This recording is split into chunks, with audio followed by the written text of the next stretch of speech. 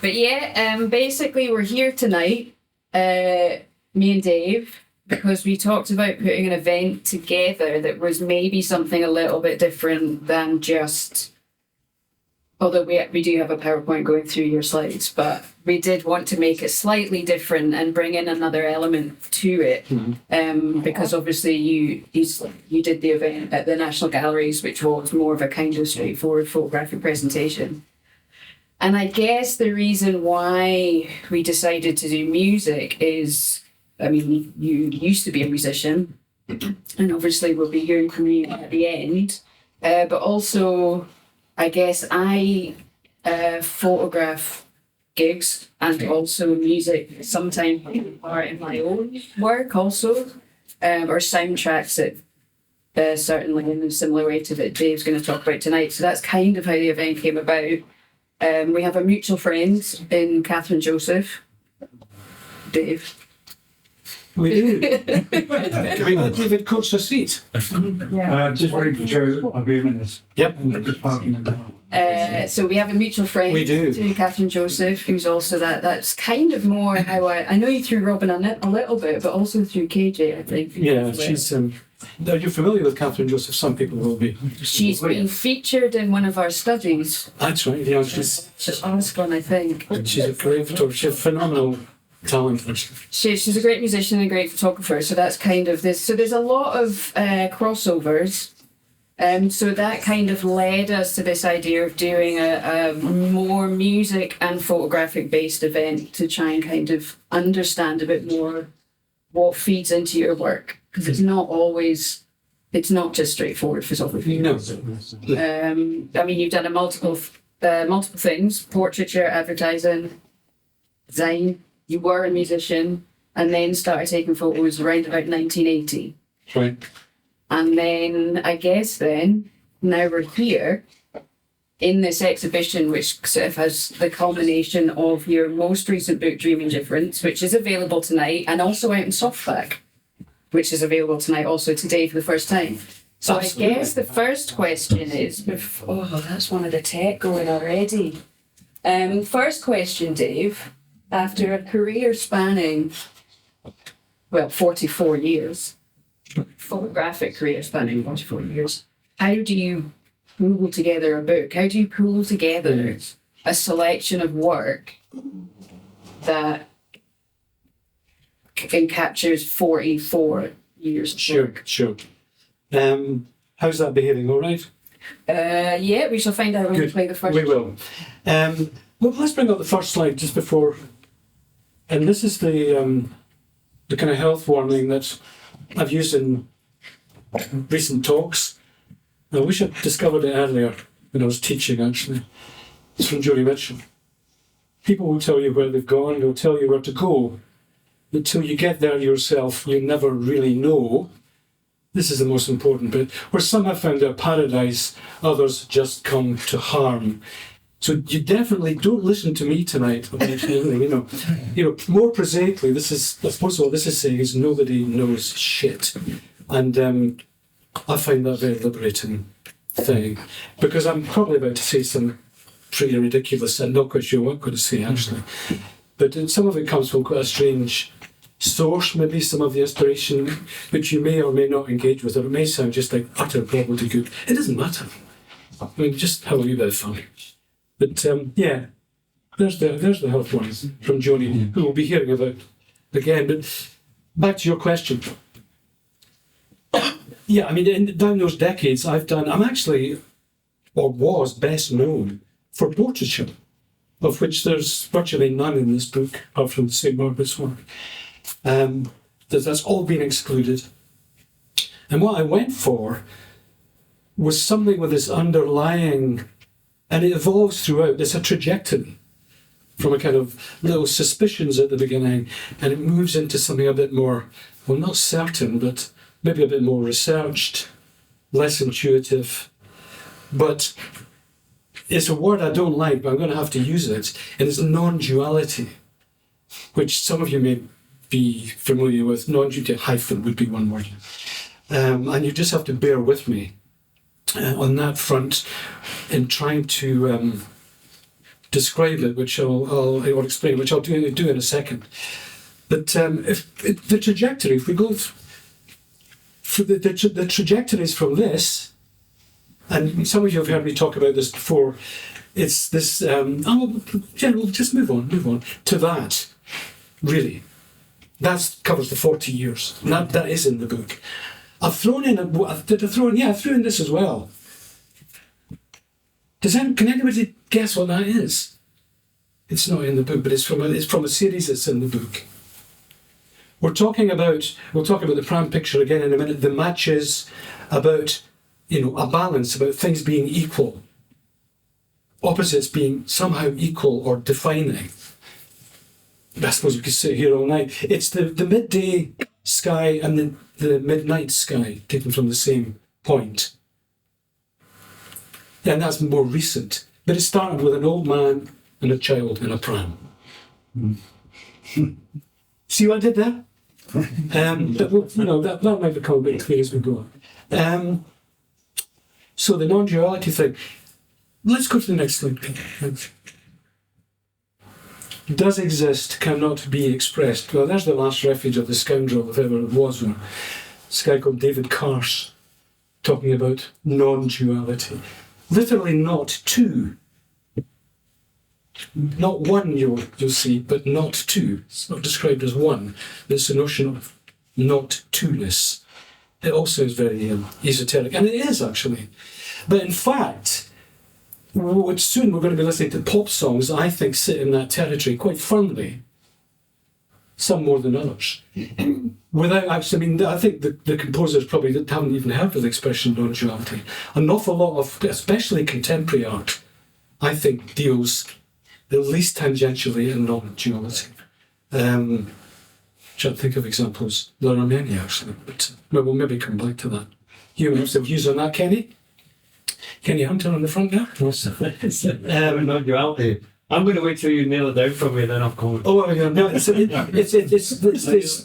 the jelly that's impossible to nail down.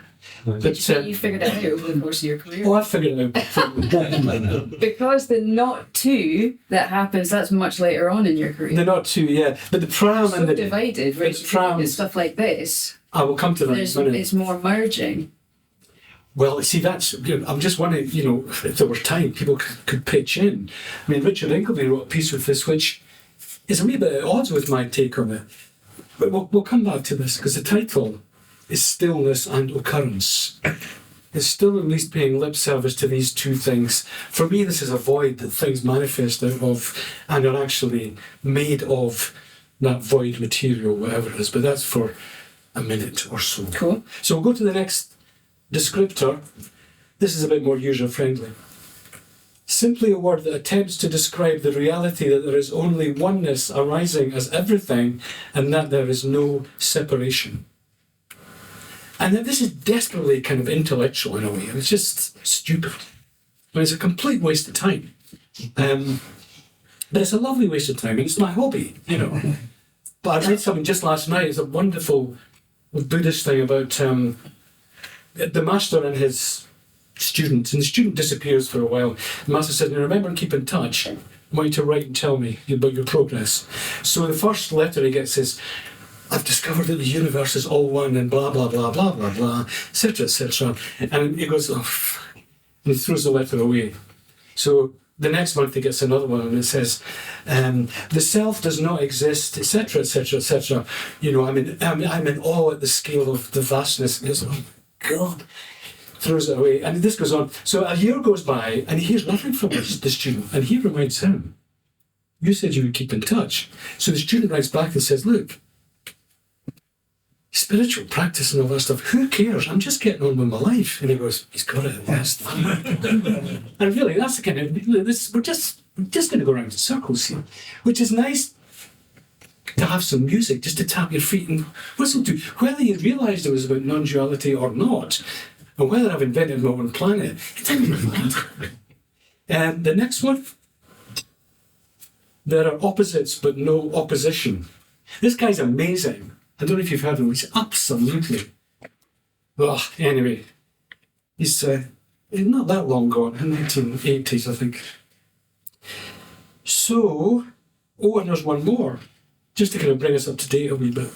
Yeah, there's So this is quite a lot of slides. so no. Kat's job is to move me on quickly to me. So Just try to find an end. I will be quick. going. I will be quick. So this is from a magazine on computers. All creation from this perch is made from this incredible foundation. Every mountain, every star, the smallest salamander or woodland tick, each thought in our mind, each flight of a ball is but a web of elemental yes, no's woven together. That's about computing. So you can forget all the Indian crap if you want. The people that work with zeros and ones are kind of dealing with the same thing in quite an interesting way. Right. So, There's one more slide. oh, right. This would be, in terms of hardcore non-duality, this would be it in one line. That would be it. There's only life, there's nobody who lives a life.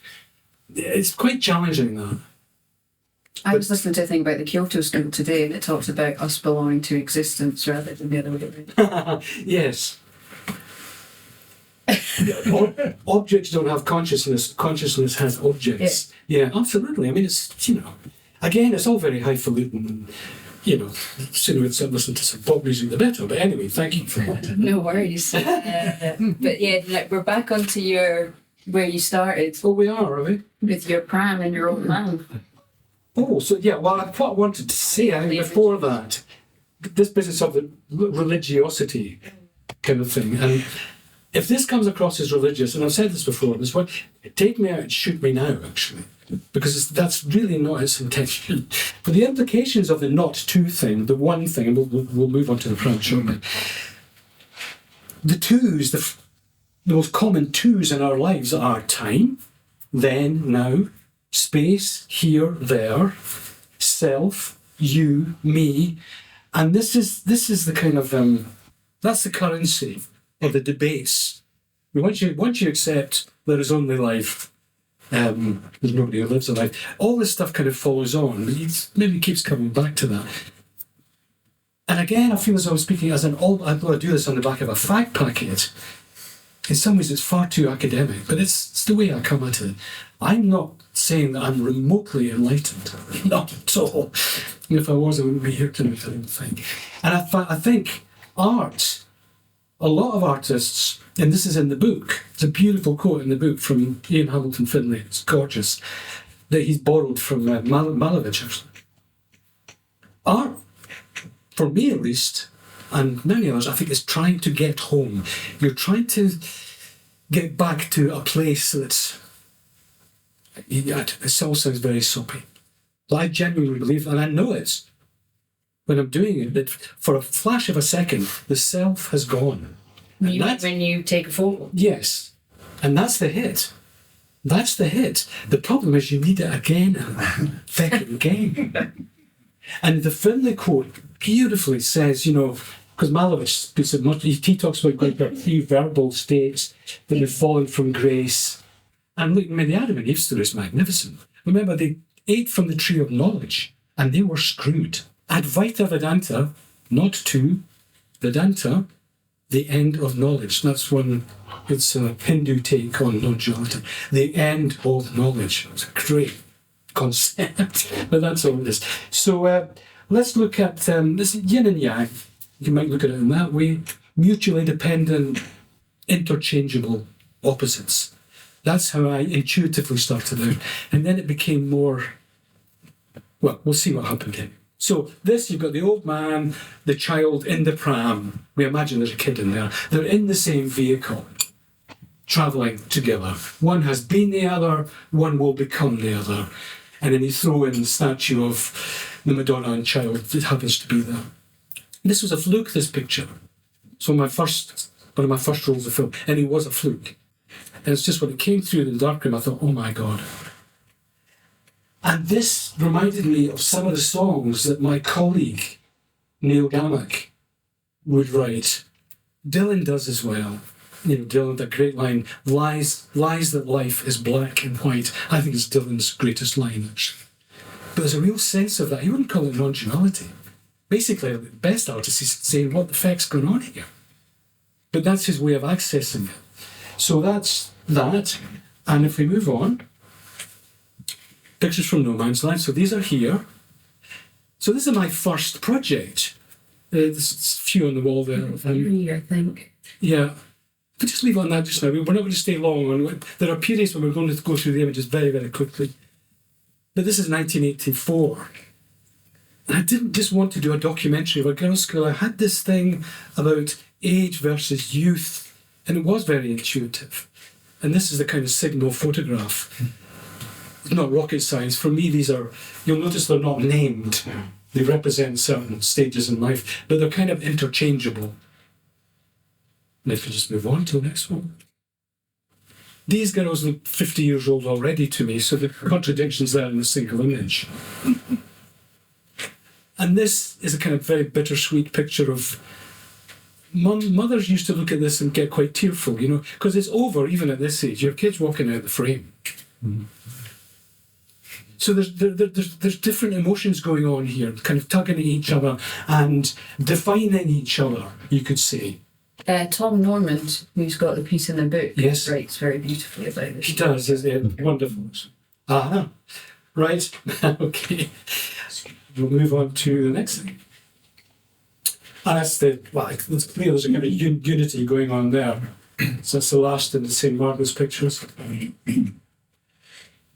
Then I became ill, and there's a long, long story behind these. If you can quite see that, I mean, there's a cruciform in the darkness there, and I was pretty well gone at this point. So it was Dark Night of the Soul and Cloud of Unknowing and all that stuff. That was the literature. I was trying to make sense of the illness. It was called ME in those days, which I still have a wee bit of, actually. I didn't advertise it widely around this work, but because I didn't want people to think it was about illness, and it's not about illness. It came from a particular place, but it's actually full of hope. But when you get a cruciform in the darkness and a kind of snake in the light, kind of joined together, there's something. I've taken so many terrible pictures in my life, it's just not true. But I think this is one of the best pictures I've ever seen, and I can't believe that I did it. Did you intentionally have, because you've talked a lot about this non-duality, mm-hmm. and throughout your images there's a sense of that, whether it's like, even these ones, there's like solitude, but still. Yes, that's right. And this one being an early one, it's very light and dark. It's chiaroscuro, absolutely. Completely, yeah. So is this the first time you started to see this sort of... The first time I saw that it could be done in a semi-abstract way, actually, yes, I would say so. Don't know if that's right. And it's full of cruciforms, of course. That's, to me, that's a crucifix. Okay. And this is, you know, the kind of balance between darkness and light. I mean, God knows what was going on in my head at the time.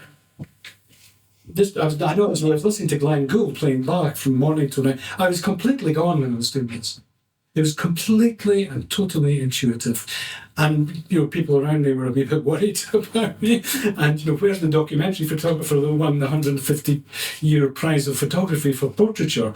And this was the next project, more or less. And they thought I'd just lost it completely. And I could write a book about the hinterland around this work and how it was ridiculed and praised. And anyway, but we don't have time for that. I mean, it's not about illness, but obviously came as a result of illness. Oh, no, yeah, no, it's a very, it was, yeah. I mean, and in putting the book together, I had to relive certain things. And photographers, we all do, actually, because the evidence is there of what you've done in your life and experiences, and it's traumatic. But I love this work still. So that's here. There's a sequence of 22, and it is quite musical, you know, very actually. And the shapes even move and shift from straight lines in the beginning, and at the end, you're into a completely resolved circle. Not this one, there's one after that actually. And meanwhile, it goes through all this. And I mean, I've told this before, but I think it's quite interesting that I was in Houston and seeing a guy from, I think it was Aperture magazine. And you look through, and he went, and he was very, what was his name, Robin? The guy from Edinburgh. Did you not used to wear a Leica? No, that's something else. So this guy was really... Anyway, he's a big noise, and I was just a wee boy in a paper bag full of pictures. And he chose about 12 of these, and he said, okay, these are great, I'm not keen on these. And he picked more or less my favourite 12. And I said, what is it about these 12 that you like? I'm interested to know. He says, when you took these 12, you didn't have a clue what you were doing. These are too much thought in these, you know. I was going to say, do these things... But, like, how do you start? How many did you take all in all? Do you know? Very good To get question. down to the 22. Quite a lot. Subsequently 12. I mean, I took 150 rolls of film to get 15 pictures for this series, and it would probably be... And then is there an end point? Do you still see the world like that sometimes? Or did there come a moment when you... No, it's very interesting. No, probably not. Because these didn't look like that at all. This is it. You almost have to half close your eyes and make it dark and imagine yourself in the dark room and how light and dark records on even that particular paper, which I loved. So they didn't really look like that. But I mean, it's film, it's not digital, but they're printed down really heavily. I don't really see things in that way now, I have to say. It's a very good question. I don't. So it comes back to that place that they were coming from, I think. It's a very good question. So, what we got next? More slides. Stillness and occurrence. Oh, right, yeah. Well, there's only 3. So took 5 years to do, just the 5. Just the You could do it in 5 minutes now, digitally.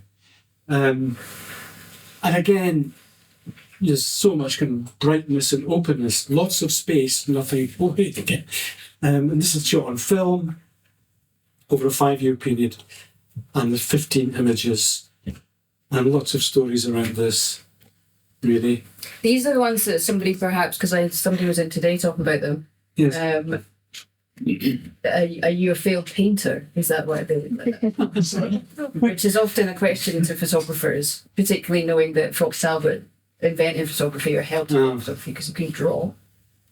It's true. And people bought these because initially sometimes they thought they were paintings, or that they were almost as good as paintings, but they're cheaper, you know. I mean, a lot of people still look at photography like that. They do. Which is quite frustrating. They do. But And a lot of people still kind of think only photographs that look like painting. Mm-hmm. No, it's In any place in the fine art. I know. That wasn't my... I'm not saying that's what you did, No, but I'm no. saying that, there is a very painterly quality to them. And I guess wondered, has painting ever been something that you've been interested in? Yes. And do you see as a painter or see as a... Yeah. No, I do.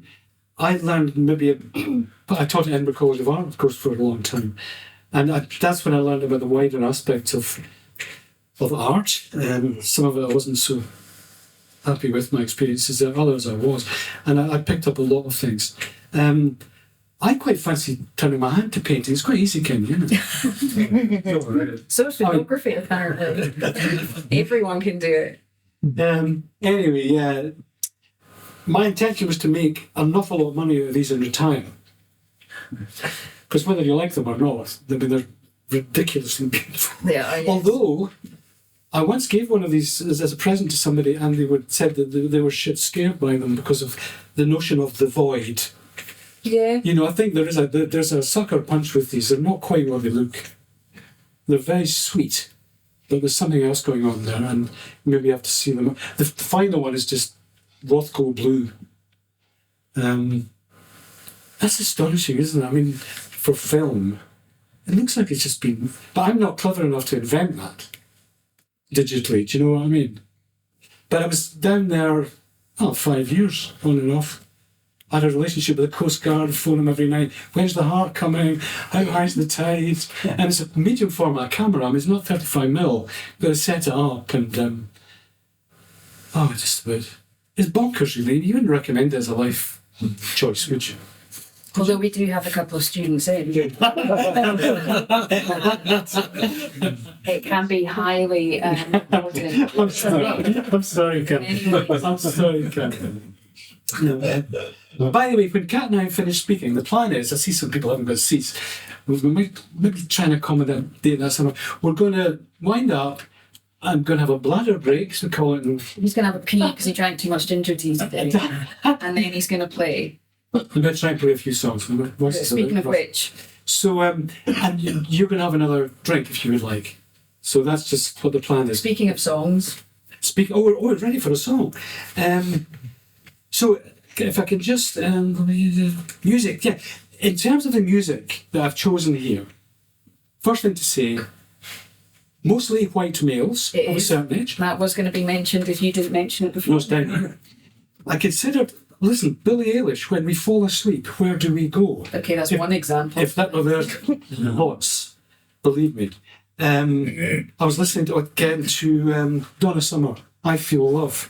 I mean, Lots it's of an absolute space, banger. nothing holy. But my background was in male songwriters. I mean, that's everybody's background, Dave. Yeah, well, anyway. There wasn't a lot of choice. Let's not get into that. But the thing, look, what I've said is, and we've already discounted this, if I had my way tonight, we'd sit through 8 minutes of Joni Mitchell. Yeah. Because ironically, it's the same in photography. You look back, until quite recently, but in my day anyway, it was all male. But the best of all of them, if you rolled all these people, all these males together, the one person who would kick them at the park, comparisons are odious, but it's Diane Arbus. I mean, she rewrote the book in photo, completely ripped it up, totally. It's controversial now, but at the time. So Joni Mitchell, for me, you could roll up all this lot that we're about to listen. Well, there's not that many. And Joni is, as Leonard Cohen said, she arrived perfectly formed.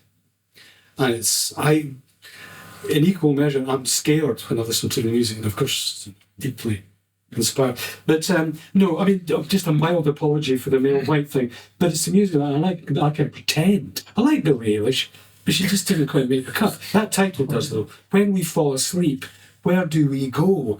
That's pure Hinduism. Reality is deep sleep. And as you come through the stages of consciousness, it gets more dreamlike until you're here. And here we are in the full dream. Mm-hmm. Stick that in your pipe and smoke it. Now, so anyway, all kinds of candidates. I think, just in terms of other things, it could have been in here, but I would have been lying. I hear my son's a DJ. I hear that. Sampling, the infinite repetition, the serial music. For me, that's non-dual. It's pointing to a lot of space. It's pointing to no self. It's pointing to no composer. Definitely. But, that's his thing. It's not mine. But so all kinds of stuff could have been in here. But I'm a surreal singer-songwriter. And now we are almost ready to listen to, and before we do, again, a non-dual thing, and with the music as we get into it, and it will get easier to proceed quicker once we establish this, there's a sense of something in this first song, and the rest of me as well, of something that doesn't change, that's ever present, that permeates everything, despite the opposites. It's just there. I had Dylan's Watching the River Flow, and there's no time to show that. Neil Young's Don't Let It Bring You Down. All this ghastly manifestation. Find someone who's turning, and you will come around. That's so-called non-duality. That's the well that it comes from. We're not listening to that. We're listening to Rain by the Beatles. And I'd like you, at the end, you can't do this, Stuart, because we've already talked about this, to tell me what he does at the very end. We're going to listen to all of this. Most of them, this is just 2 minutes or so. Most people won't listen to it all. But rain, shine, the same deal. Lennon was off the scale. People think of Harrison as the spiritual kind of writer. He was, but in a very obvious way. Lennon had it in spades. Nothing is real, and he meant it. He meant it. Off we go. As Dave says, we'll listen to all of this one, but the rest we'll just be hearing a little excerpt. Yeah, sure. It's the first bit of text, and see if we want.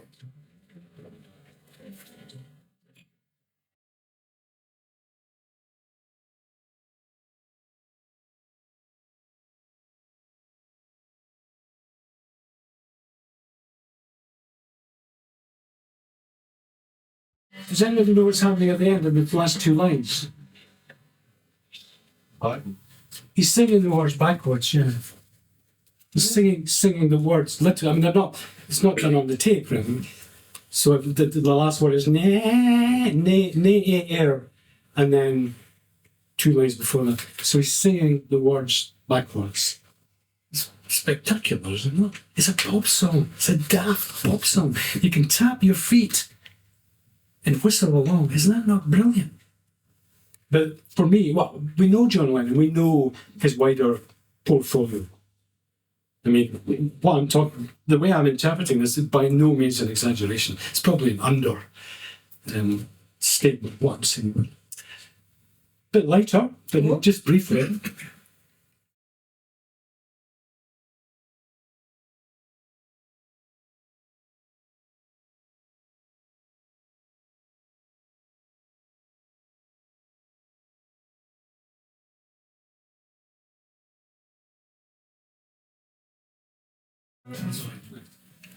So yeah, it's pretty straightforward that. But you can see what he's doing. I mean, an awful lot of good pop songwriters have this facility, I think, and it's something that I was really drawn to when I was a musician. And I say my colleague, my co-writer, although I was not in the same league as him, he was particularly good at it. But you do end up in this kind of yin-yang territory somehow. What good's a place? The war that is no fight at all, the peace that is a fight for all. Anyway, so we're moving into some more images, I think. Photographs, especially groups of similar photographs, tend to demonstrate that time and space are not laws of physics, but human metaphors invented to keep everything from happening all at once in the same place. Now, I moved into something more typologically. I worked in Japan, and this is a picture of a cedar tree. It's in the window. Yeah, we've got 3. There's 3 there, and there are 8. Go through them through the day. Just quickly, it's quite a lot to get through this, but it's Tom Norman. They're describing it better than I can. The section that sits to the right of the trunk is reproduced as the left-hand panel. The section to the left of the trunk is presented as the right-hand panel. The linear progression, the sense of time unfolding, is made to turn back on itself so that present, past, and future become one never-changing thing. So if we go to the next image, maybe. So the right-hand panel is taken from the left-hand side of the central image. The left-hand panel is taken from the right-hand side. So it's fooling around with time and space. I mean, I'll not put it any stronger than that. And, having said that the dualities that are in question in the non-dual context are time and space, that's what I'm playing around with here. And also multiple images, which really take off in a minute. We'll see. What's after this? It's a song. It is a song, yeah. Good. So here's a time and space song by David Byrne. It's called Heaven. And there's a real sense of timelessness here. When this kiss is over, it will start again. It's as though, and heaven is a place where nothing ever happens. For something to happen, you need time and space. If you've no time and space, nothing's going to happen. He's calling it heaven. Some kind of nirvana or something. And again, we know David Byrne. We know how bright he is. Completely beyond the pale. But we'll just listen to a verse or so. Listen.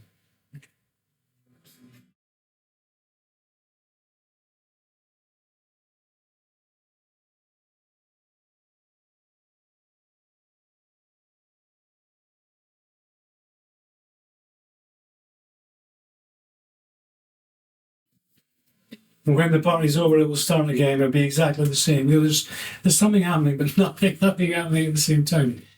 David Byrne's such... Okay. So much humour in there as well with him. So...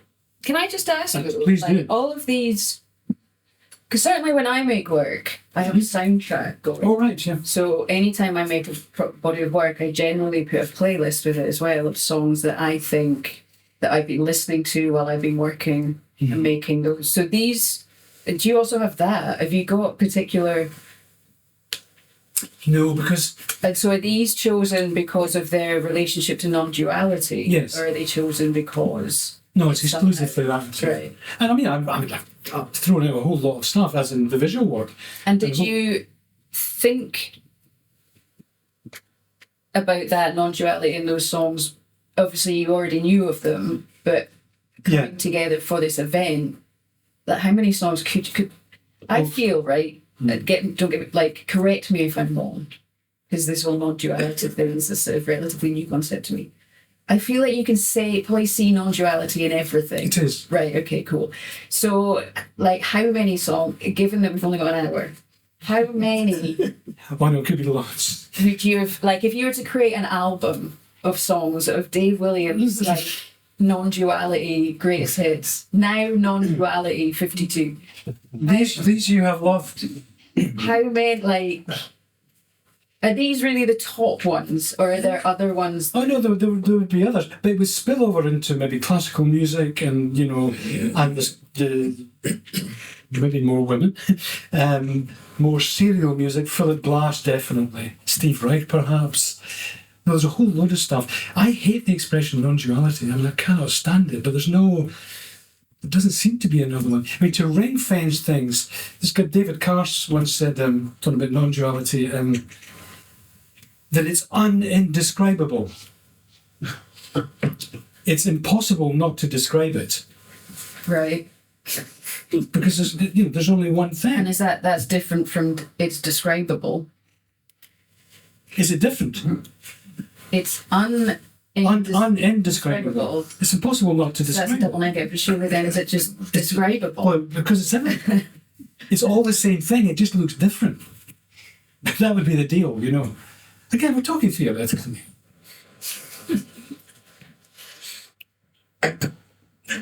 Everyone's still here. But look, there's a... God, I've lost it. Who's the Scottish artist who does quite well? I've forgotten his name. Calvinus. Jack Vetriano. Jack Vetriano. Peter Howson. The clue. Go on. The one who's Alison doing Bray. the book with Oh, Douglas Gordon. Douglas Gordon. He's absolutely saturated in this stuff. I mean, not saying I particularly like all of the work, but to me, you know, you could go to the Gallery of Modern Art and he's written the name of every single person he's ever made. That's a non-dual take. You know, I don't exist as a self. I am all these people. Well, you know, and I'm just turning it into a boring concept, I'm afraid. But the rest of his work is full of it. The tension between good and evil, definitely, with him.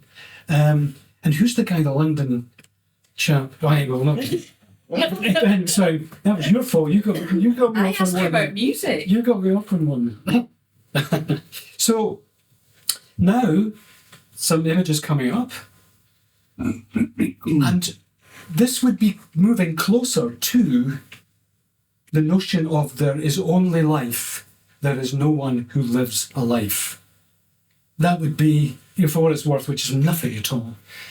But in terms of the thinking behind this, and there is the thinking behind this, it's no longer as intuitive as the picture of the pram or these things. And these exist on this screen as films. And they dissolve, the images dissolve into each other. Just, you can go through them as quickly as you want. And of course you get this void. As they shift in and out of each other, it shifts and moves, and these little characters replace each other. The women, the men, the kids. Is this the first time you kind of moved into some sort of movie? No, absolutely not, actually. The pictures that are on the steps down there, those were very eccentric. But those originals are Polaroids, and I dissolved those and wrote some music with it. Remember those, Robin? They do sunflowers, right? Sunflowers and people and things like that. But if I'm anything, I'm maybe a filmmaker. Oh, okay. I was going to say, like, why then? Because then you're sort of, we're talking musicians. transitioning into photographer, and now do you say you're a filmmaker? Because it's still images that you use. No, to be honest, I don't actually. I think because they tend to be, these are fixed camera position. What is interesting to me here is the notion of, it's called Together. And of course, I've done a very naughty thing here. Can anybody guess what I've done? Are there any more? Of that lot, no. Go back. Just, you don't look. This you don't see people like that in the sea, do you? In a holiday resort. I've removed any trace of humanity around them. But it's just means justifying the ends. Or the other way around, I don't know. So you were fake, do you? Completely funny. Completely funny. But I think when you see and by the way, of this show, what's on in this show, my favourite work are the three pieces on this. And I love this. Lee Patterson, who's working the camera, he did the most beautiful sound for it. You should have a listen, it's just stunning. But these should be shown at scale, and there's only 5 minutes here, blah, blah, blah. But it's a kind of hypnotic thing. But it is part of the trajectory, and we're getting to the end of the trajectory now, which started with an old man in a pram and a little child. And it ends with this. And I hope I tried to make some sense of how it fits together. And after this one, Kat. Thank you. This is in Japan, where couples, usually heterosexual couples, I should say, sit by the river in Kyoto. These are stills, but the same treatment was given to them in that they dissolve in and out of each other. It's a very strict typology. Light, distance of subject to camera. Technically it's quite challenging, never mind taking the pictures. So there's a kind of oneness thing going on here. They're just replacing each other, men, women, kids that are children in this as well.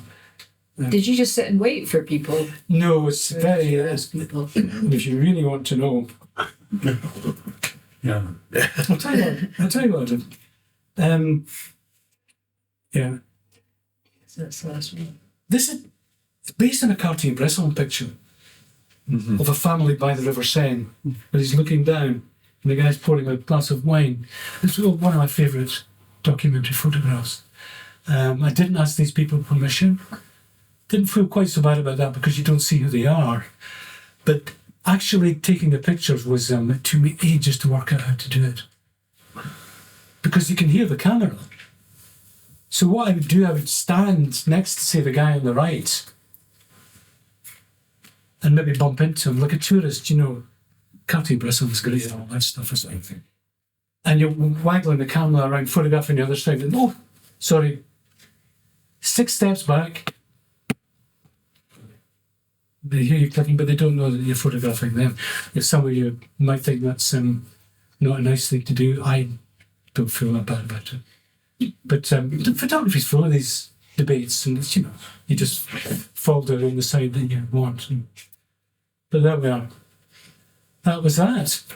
And so you mentioned Henry Cartier-Bresson, and so were you interested in photography before your good friend and mentor, Robin Galanders, got you into photography? Because you obviously have a historical knowledge of it now. Did you have at the time? No, none whatsoever. But don't forget, for better or worse, I taught at Edinburgh College for 20 years, or 25 years. And it's very difficult to busk that with no knowledge of course, but I'm saying, when you started in 1980-ish. No, I didn't. What happened, this is explained. Music and photography are quite closely linked with regards to just the controlling of the visual image of them. Yeah, they are, but I had to, and I was desperate, and I'm still, technically, I still went to Robin for help. Robin, I wouldn't have done anything without Robin. But you started before you met me, did you? I did. Yeah. Well, but I hadn't done the St. Margaret's project, for example. I remember sitting in the pub at night saying, this is going fucking up, badly, and I don't know what I'm doing, and blah, blah, blah. I took snapshots, and as it's explained in the book, this trajectory is with this guy, Steve McMillan, I took one picture, one day, the last frame, an old camera, and he printed it up. He ran round to my house that night and said, "Man, look what you've done." I said, And that was the pram. no, that was a picture of him. The pram came about a week later, because then he said, "You're a photographer." And I was still a musician at the time, but I became hopelessly addicted to photographic monographs. American, of course. So everything. I pawned my typewriter, I pawned my bloody sitar, I never got it back to buy bloody William Klein's book. What an idiot. So I just absorbed it all, and that's how I got the kind of language down. And then, of course, I had to buckle down when I started to teach and discover people like, you talk about Diane Arbus, look at, what's her name? He said, forgetting her name. Julia Margaret Cameron. Come on. Yeah, I just went to a retrospective of hers that in is Paris, and it was incredible to see all that work together in one place. Because you see the odd one or two throughout, if you're interested in photography, to see them all, or not all, but a huge amount of her work all together in one place at one time, it really kind of highlighted just how, like, her composition and the way she sees the world. And drawing on mythology, it's so contemporary, it's unbelievable. So, yeah, I had to, go pretty speedily around all that. So it was photography photography drives most of this, I think, one way or another. But it's other stuff does spill in. I have to say, the seriality and the typology and things maybe comes from other places. You've got the Beckers with the typology. I don't want to bore people, but they would be the kind of signal examples. I wasn't really looking to them. It was more serial music, perhaps, which I don't listen to that much. But, with Philip Glass, you're thinking, oh, what's going on here? He's trying to hypnotise me, And in a way, well, we'll maybe come to these now, will we? Soon? I've actually got another tune, I think. Or another tune. And this is, very briefly here, is this notion of, and what you see with these images, these three sets, is this notion of an energy that's going through them all. This, from the people in the sea to the couples by the river. And that's this. Is there another one? Oh, there is. No, there's not. Well, let's have a wee bit of this anyway. This is Ron Sexsmith.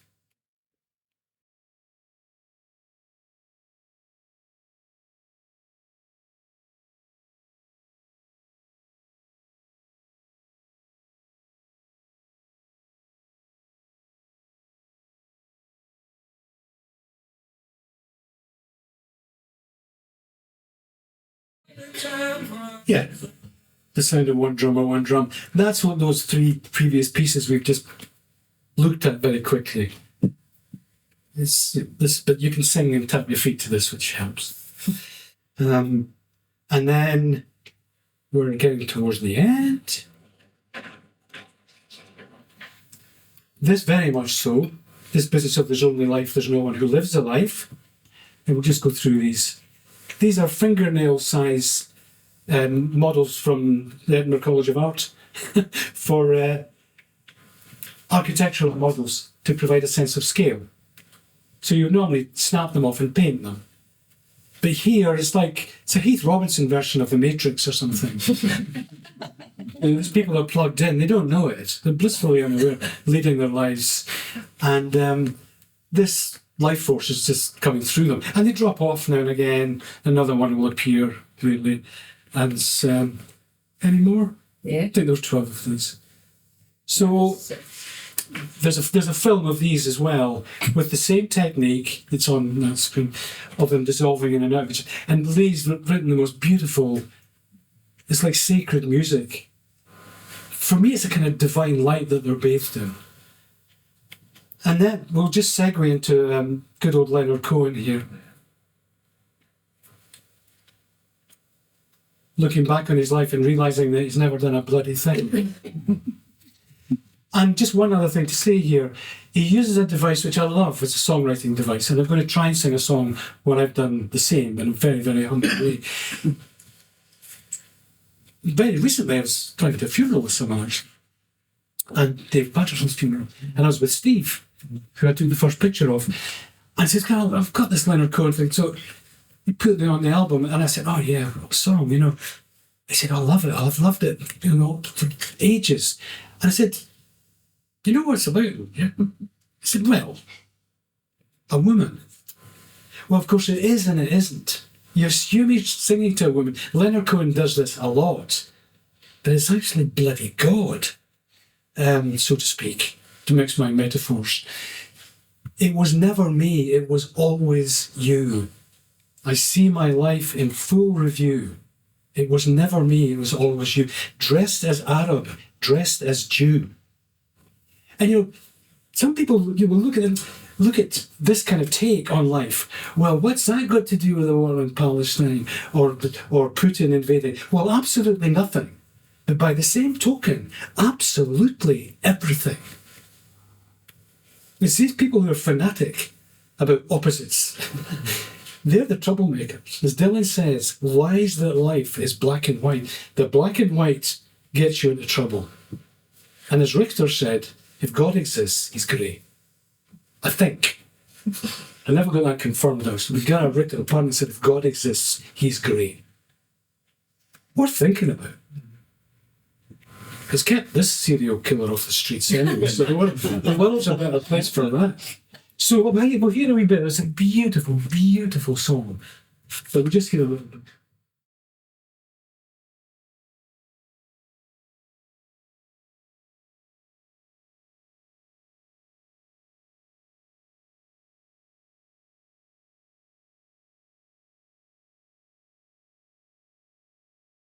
Making objects out of thoughts, making more of them by thinking not. Anyway, what is he like? He's incorrigible, isn't he? And he was overtly non-dual is a word that he would absolutely engage with. I mean, he hung out with the main teachers around the world. I know people who've been in the same room as him with certain. So, I mean, he was utterly and totally immersed in it. And the last interview he gave for his final album, which is, he came right out of the closet. He's just addressing God directly. The women have gone, but he had given an interview for Rolling Stone. And the two journalists were completely freaked out. I mean, he was in terrible, terrible pain towards the end of his life.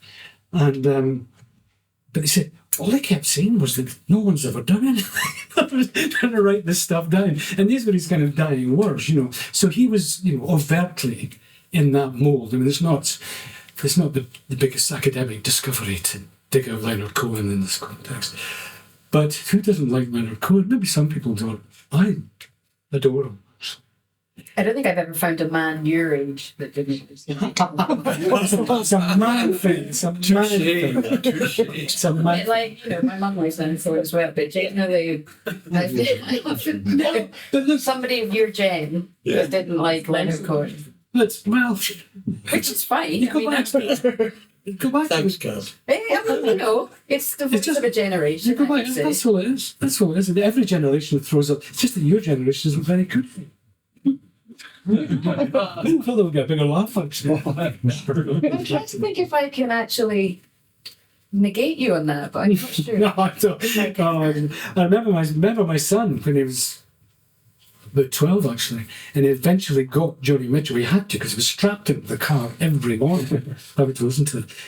And he eventually got it, and the string band, actually, as well. I mean, my dad was a bit like that with Bob Dylan. I know. But music is such a wonderful, wonderful thing, isn't it? It's such a powerful...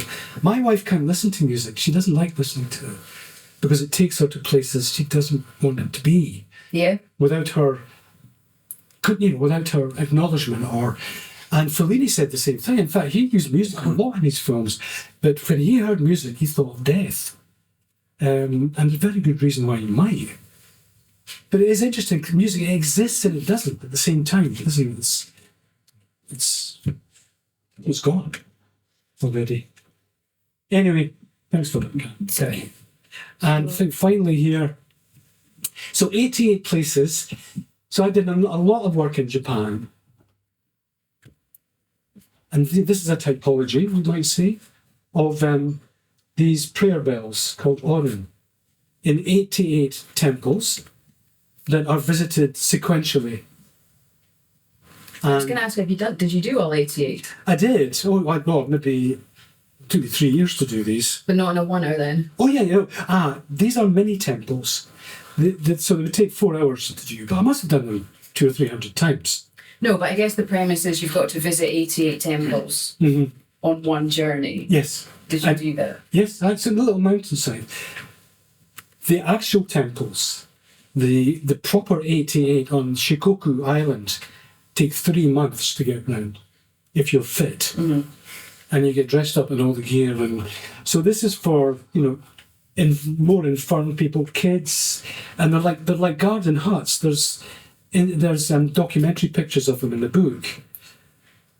I got very, very emotionally engaged with this as a process, and after 3 years, it was 3 summers. But the local people, their garden is insane, of course.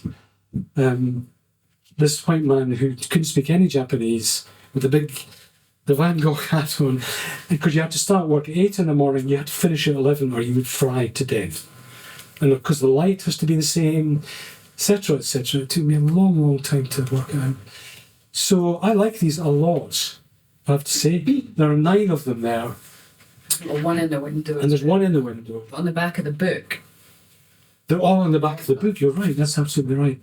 So, rather immodestly, when I retired from Edinburgh College of Art, my final lecture, I off the top of my head, made a PowerPoint of these, the 88 of them, and I played the song we're about to listen to now. Now, we don't have time to listen to it all, because it is 7 minutes. But for me, only for me, and I think the older I get, this comparison, I remember Stuart once saying to me, it's sometimes not a good idea to compare things. And you're right, you're absolutely right. Comparison is the thief of joy. Sorry? Comparison is the thief of joy. Absolutely. But listen, we all have our favourites, don't we? But this for me, and why I would like to listen to it all, is the greatest work of art I know in my little life. Visual, oral. For me, it's beyond perfection. To say it's non-dual would be a slight understatement. It's so in that territory. An energy that just ploughs through everything. Every horror and beauty you've ever seen, every opposite is kind of contained in this. And at the end, there's a beautiful sucker punch, which we're not going to... Well, just look at the lyrics for the last couple of lines and you just go, what? Anyway, let's just have a verse or two. Okay. Now, this one might have a slight issue. Okay, because Joni being Joni, she pulled herself off Spotify. So this is on YouTube and I don't have a pro account, so an advert might jump in the middle, but let's just hope. Kat, you've done brilliantly. Absolutely brilliant. She's playing all the instruments here apart from the drums.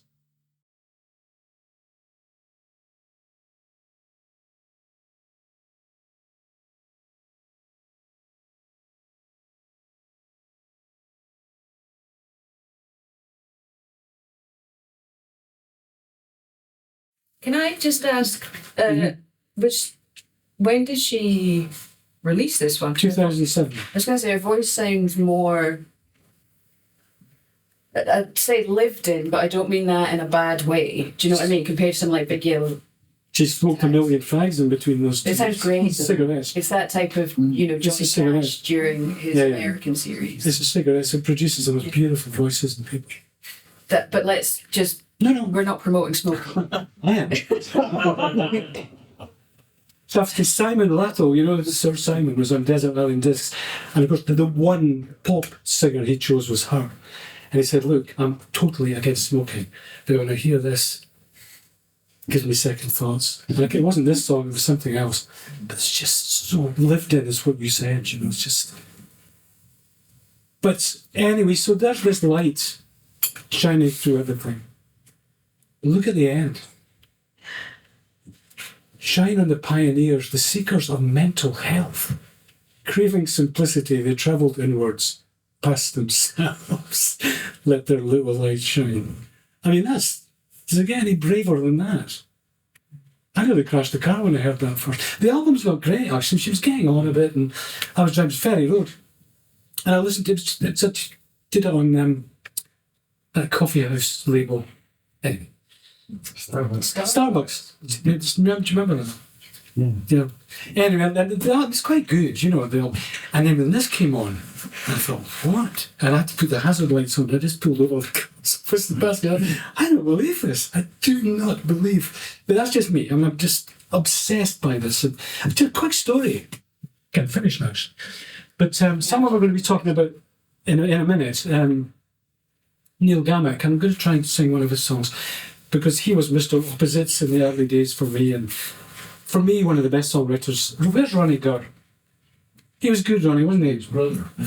I think he's one of the best that Scotland has produced, but it was never going to work for Neil. He was kind of cursed in a way, ravaged by alcoholism.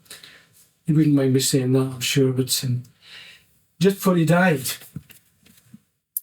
and Neil and I fell out really badly, and then we got together again, and it was nice. And he was on the way out with Big Bert at his birthday party. It must have been his 50th or something.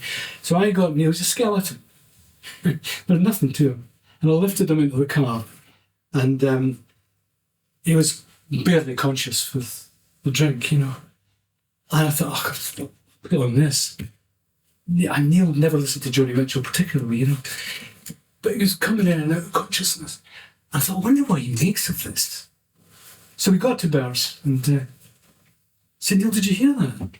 And he always said that. He was so bright, Neil, No education at all, but so bright. And he turned around and he says, it's like a painting, man. And he's right, it's like a painting. This song is a painting. And you're talking about painting. It's a painting. And I thought, you bugger, you're still cleverer than me, Neil, and then he died very shortly afterwards. But I've never forgotten that. And when I listened to this, I regard it as a painting, like a Turner or something like that. Just anyway, what were you going to ask? Well, we're just trying to wrap things up. That's the last of the chosen tracks. Can I say just one thing? Please do. The image that I forgot to include at the end, it was the one, because a trajectory, having said this is a trajectory. Oh, the matches. I put the pram, I forgot to put the matches. That would be the kind of end button. It's not in the show. It's the last one in the book. But that was a full stop for me when I took that. On photography? I think so, yeah. I mean, I just, yeah. I can't really... There's nothing new I could say beyond that. I mean, I'm still making work, of course.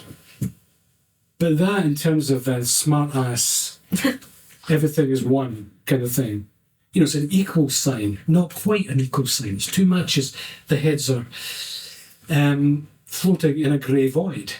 Well, that leads me... My question was... Perfect. Because you were obviously a musician first and stumbled upon photography... So did you had aspirations to be a great musician, like a famous, successful musician, and then photography happened. So did photography allow you to find what you couldn't in music? Yes, completely. I couldn't put it better myself. Just to expand on that, I keep coming back to this guy, Neil Gammack. I realise now that Neil was this very strange thing called a genius, and it's not something I particularly believe in. But I mean, I have worked in an art college for 28 years or something. I never met a soul who came anywhere close to his gift. It's a frightening thing to be with. I just thought I was crap. I mean, we were a right-line partnership, But this guy, I now realise how good he was.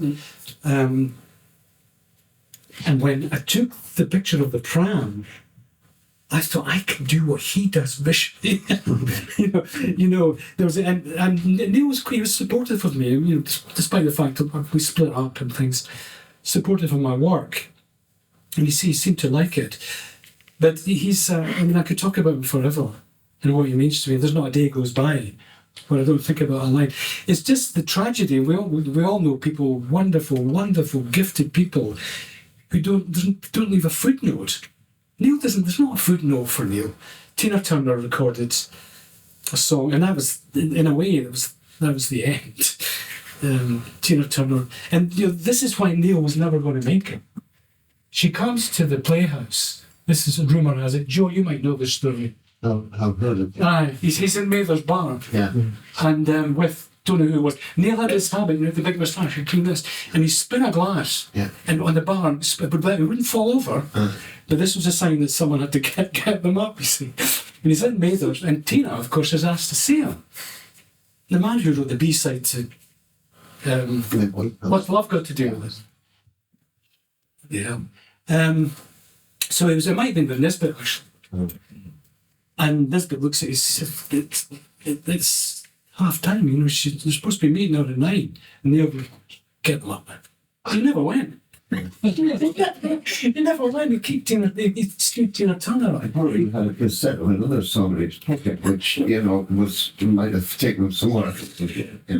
What a character. Get them up, man.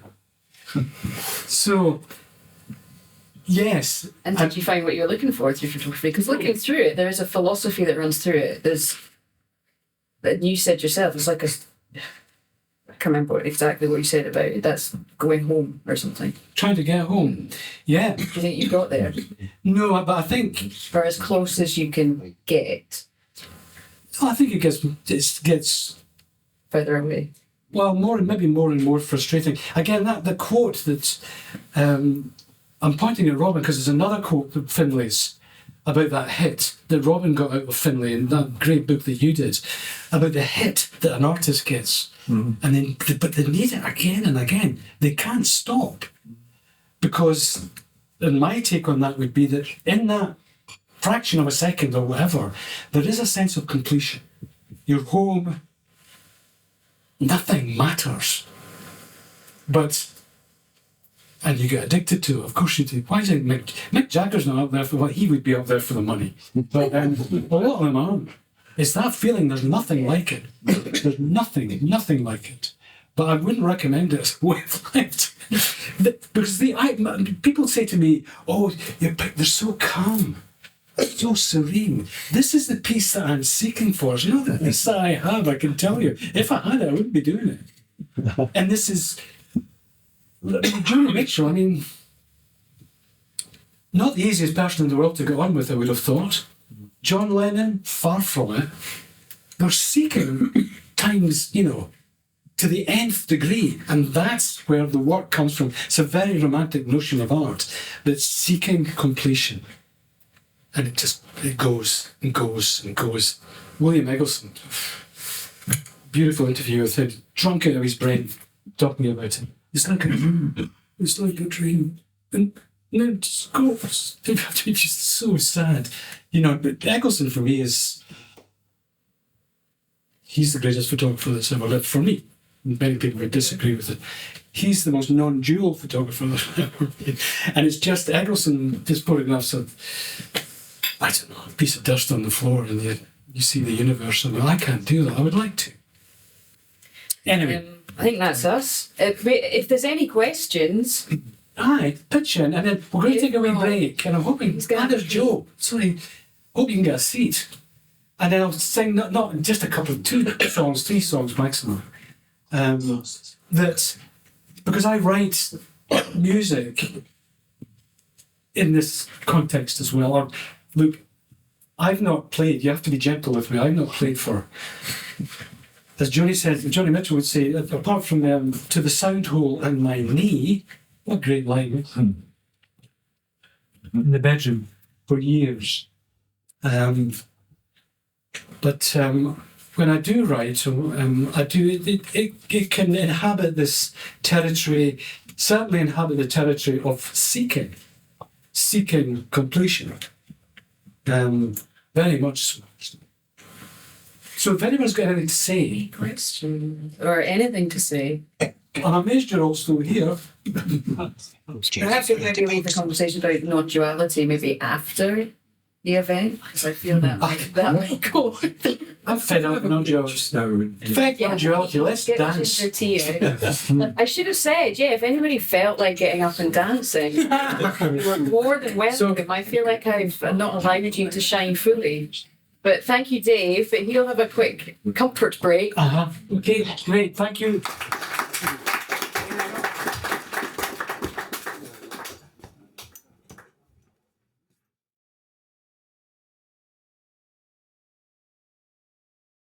never played this song before. So we would work on a daily basis. It was a job employed by Ringo Starr, of all people.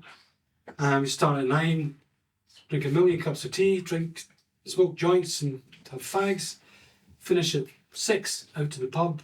And this went on for a couple of years, actually. And so I was privy to all kinds of music that no one else has heard by him, as well as writing. We were jobbing songwriters. So we had to write in every conceivable genre. Reggae, oh God, you name it, absolutely everything. Neil could write classically as well, believe it or not. He couldn't, like McCartney. And we eventually signed with EMI, which was the Beatles label, and I overheard an executive describing Neil as a new McCartney. And he was. But it was not to be. I won't stop going on about that. So anyway, this is just a wee trinket. Kind of thing we would never record because we wouldn't be allowed to, actually. It's far too, what's the word, esoteric, actually. Philosophical, blah, blah, blah. So it's a kind of the status quo thing going, and then these weird lyrics on top. It's just a couple of minutes. See if I can do it. It's called No One. Oh, yeah. In this opposite sense, this kind of koan, Zen koan way that Neil could do really well. I'm here because I don't know where I am. It's a beautiful line. I'm here because I don't know where I am.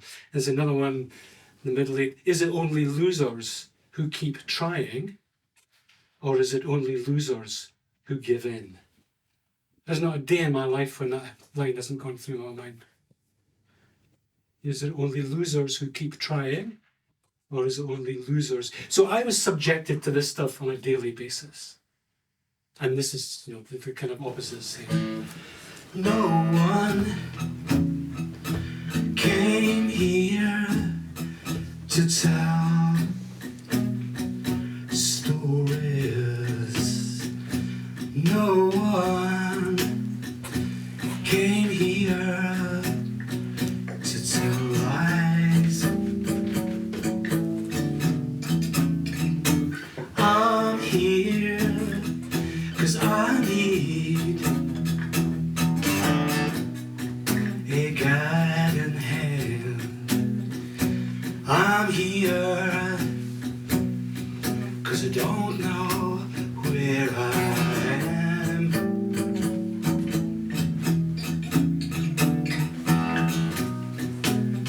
Is it only losers who keep trying,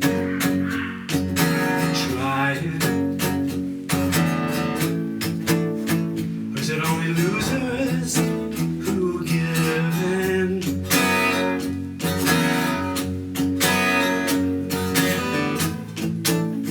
'Cause it seems no matter what I try to do, I can no longer win, no longer win.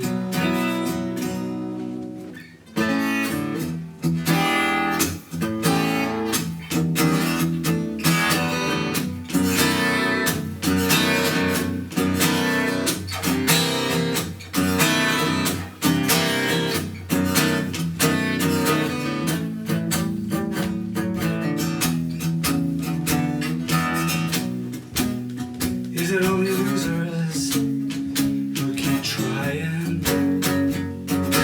trying? Is it only losers who give in?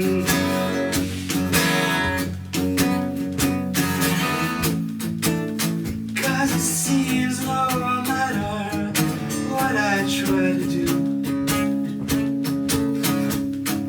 I can no longer win, no longer win. No one came here to tell stories. No one.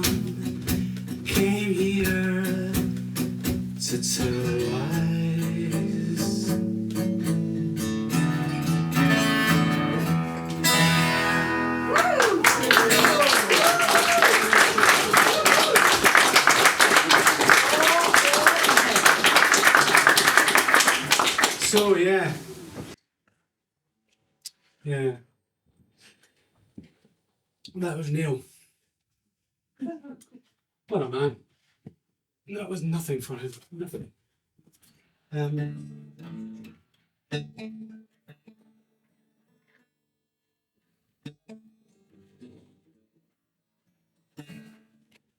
Seeking. Here's a Seeking song for completion. And this is the Leonard Cohen device of making it as though the song is to a woman, but it's not.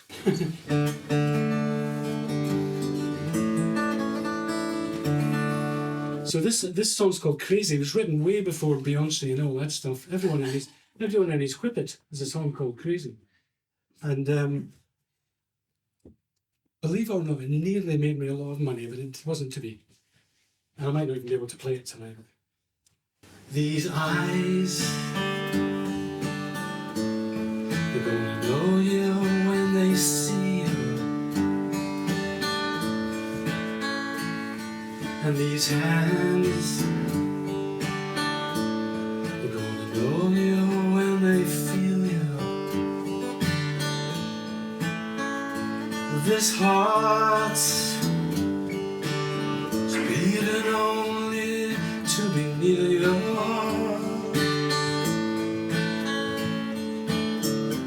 Whoever you are,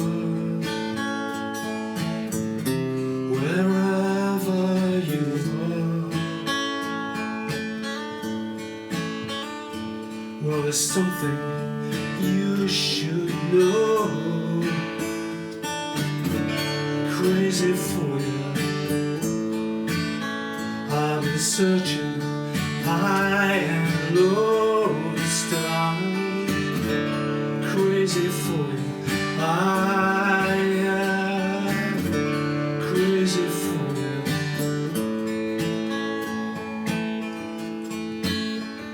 Some days I feel like half a man without you. Maybe today, trying to write another song about you. I guess I will.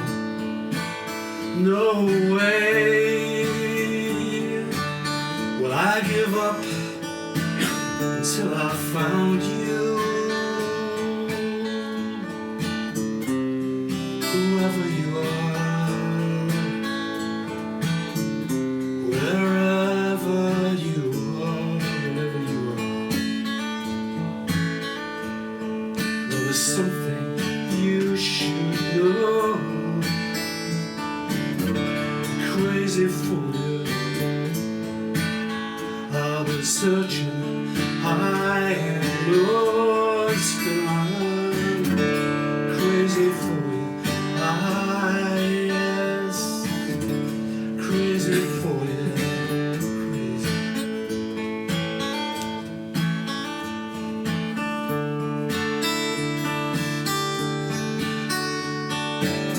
Could be I'm losing my mind. Time will tell. You got me losing my mind.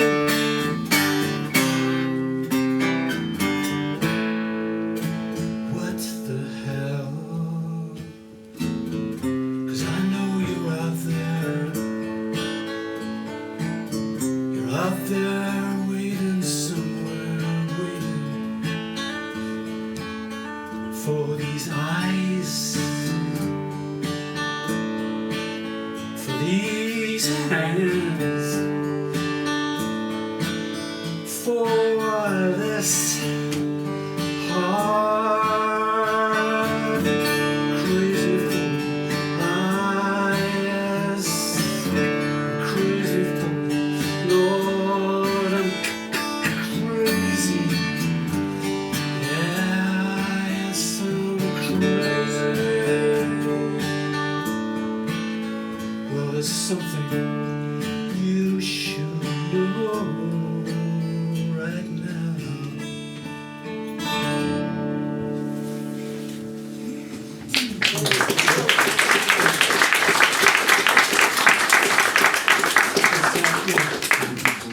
Guitars out of tune. Now I'm going to finish with this actually, and I've decided that we will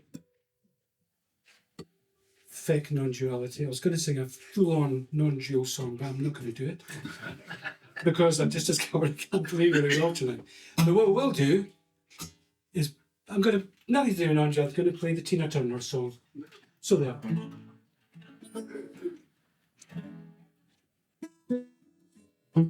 I should say, by the way, that she murdered it. Did you ever hear it? I'm sorry, what? You can't say that. You say that Tina Turner sang a song badly. She murdered this song, yeah. Absolutely not. On you go. Absolutely not. Well, the first line, being nailed, caught me a rainbow trout. I'm going to cook it tonight. That went. It became. No, really. It became a piece of cartoon rock, which is great. I'm devastated that we can't hear Tina Turner singing. You'll find it. It's in our greatest hits, I think, is it not? You mean she butchered it? She butchers it. But, it's a classic thing. Scottish band, support with great support from people like Ronnie there. But man, it was difficult being a Scottish band. It was really hard. You had to go to London and it never really worked out. And we brought that out because it got slammed and ignored, that single, apart from John Peel, actually. And he said, these guys should be in America. This is the wrong place. And he was right, actually. So ages go by. In fact, Neil and I think had kind of split up by then. And somebody in America had found a demo, a promo copy or something on their desk. And thought, ooh, give it to her. And the guy from Fleetwood Mac recorded it as well. Bob Welch. Bob Welch. I knew that. You? It was you, it was Bob Welch. Sorry, Joe, I'm looking at Graham's episode movie. I love this song, but lose the rainbow trout line. We gotta lose the trout. Lose the trout, man. That trout's a loser. That trout's a loser.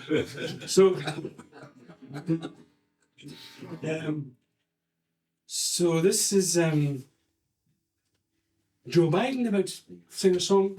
That's what I feel like. So you got them. These songs, well, probably played a couple, but they're all adapted for acoustic guitar. This had roaring bloody, 40 Stratocasters and all the rest of it. A disco rhythm, you name it. It wasn't bad, actually. It's a good song. Right, and thanks very much for coming. Caught me a rainbow trout. I'm gonna cook it tonight. And you may join me. It'll be my delight. I'm gonna eat it slowly. Not gonna eat it fast. Well,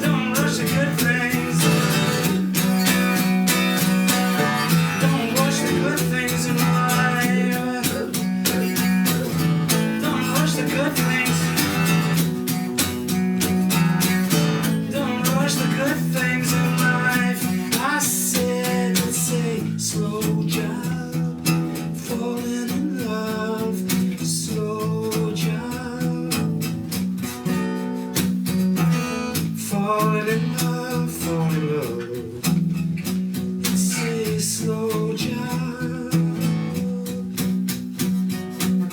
Don't rush the good things. Don't rush the good things in life. Don't rush the good things.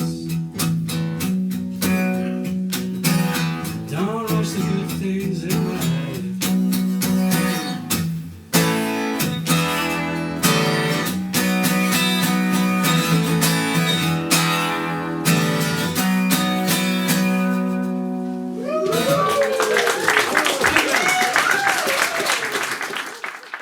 I would just like to say a huge thank you on behalf of Studies in Photography, Scottish Society for the History of Photography, to Kat Gollock, who I thought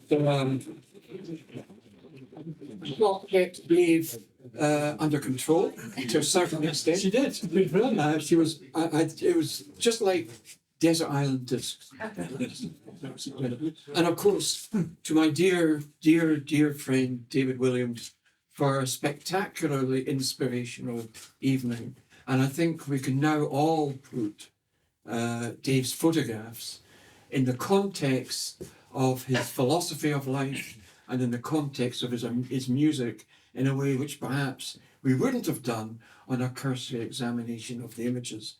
Can I refer you to his monograph, published by Studies in Photography? There's a hardback version and our paperback version. And if you would like to purchase that, you can purchase one at the desk there. And don't forget, of course, that your ticket price for tonight is redeemable against a copy of this. So a paperback version, which would cost you £20, would only cost you 12, I think. 12, that's right. And a hardback version, instead of 30, would cost you 22. So thanks again to Dave and to Kat for a really inspirational evening. Thank you.